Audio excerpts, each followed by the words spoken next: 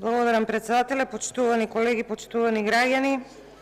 Еве веќе трета недела во Собранието на Република Македонија во театарот Влада на нашата земја, која што го приредува театарот Влада на нашата земја, се игра трагедијата Леп и Пијар забиберени со зборот ЕУ.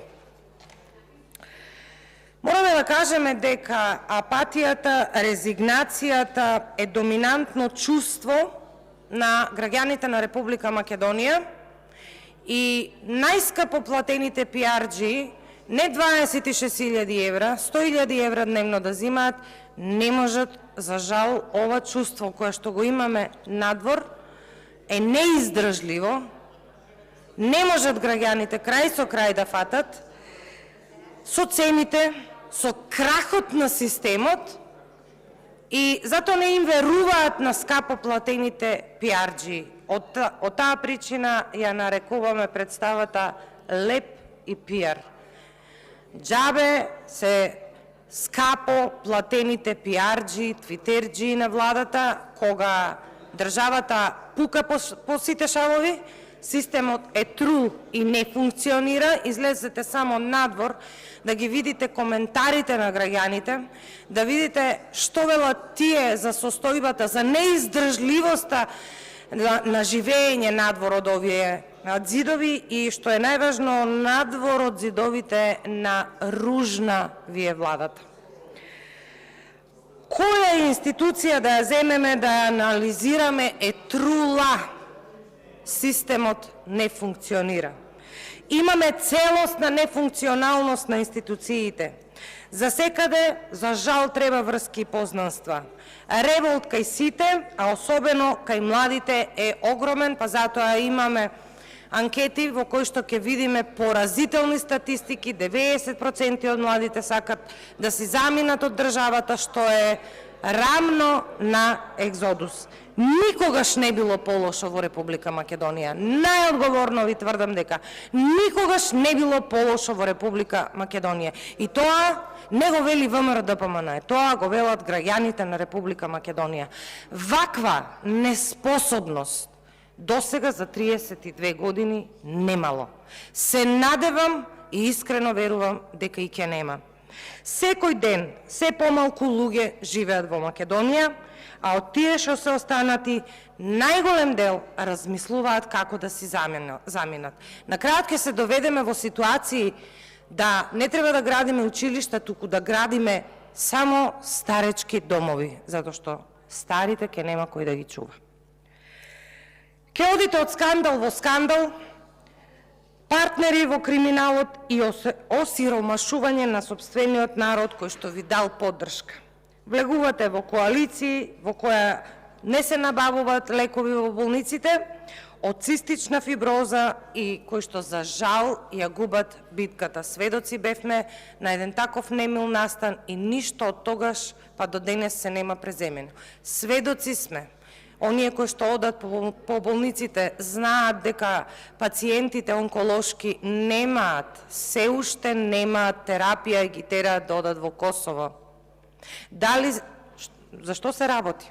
Дали тука некаков криминал има? Истражил ли некој? Прашал ли премиерот? Му се јавил ли на тој од здравство? Та бивш, та сегашен, та иден? Луѓето не ги интересира кој со кого тргува тука во Пазар 3. Луѓето ги интересира системот да функционира. И сега тема на дневен ред е нели нови заменици министри. Тироња Јага одбрана, Викторија Врамовска Мадич правда, Вјолца Бериша земјоделие, Маја Манолева здравство, Аги Мнухио образование. Што овие луѓе ќе допринесат за 10 месеци да се подобри системот, да се подобри животот на граѓаните во Република Македонија.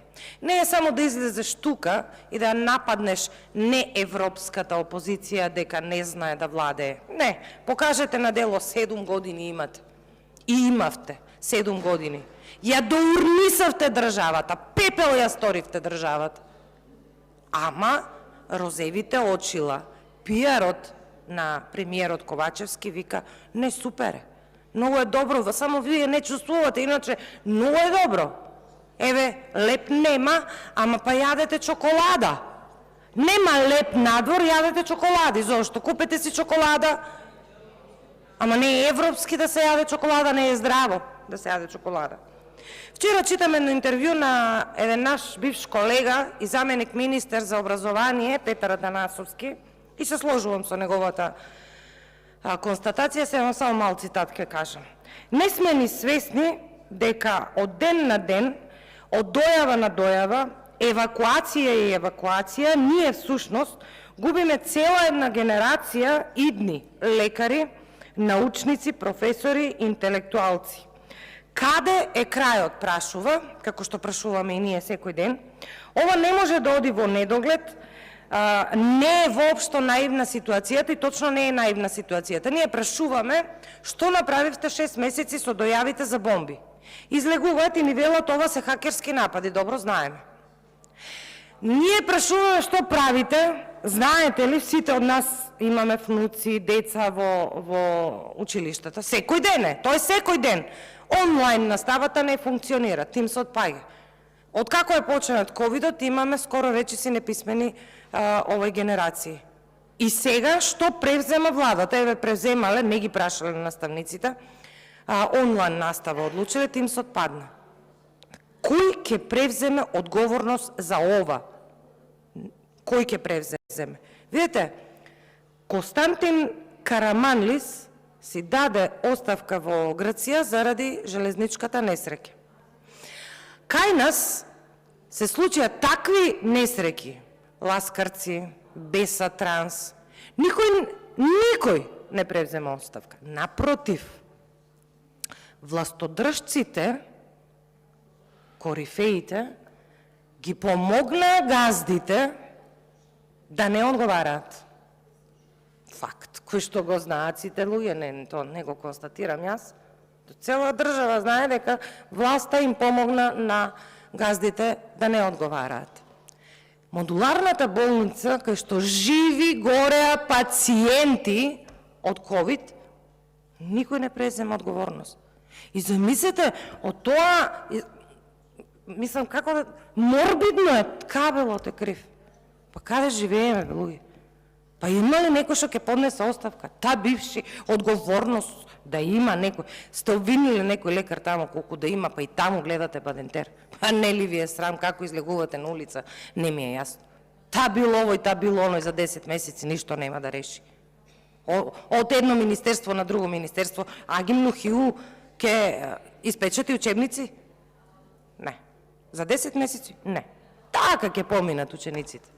Било или не било, ќе се заборави, пак ќе дојде на друга позиција. Луѓето повеќе не можете да ги лажете. Луѓето се свесни.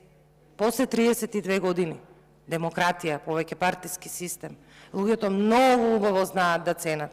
И затоа велиме, немојте со флоскули. Европски фронт, кај го најдовте изразот, кај ви текна изразот, Европски фронт. Па во Европа има одговорност, учете, еве од Грција учете. Одговорност си даде оставка и си замина.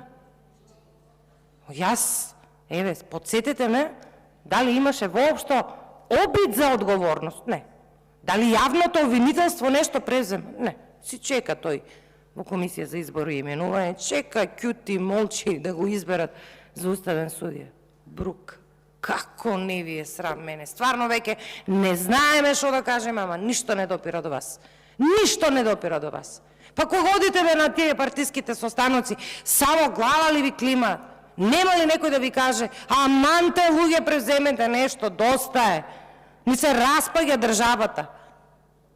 Или некој намерно сака да биде распадната. Оти ова веќе ништо не е случајно. Не може да биде случајно. Не може. До толку да сте неспособни. До толку да сте неспособни.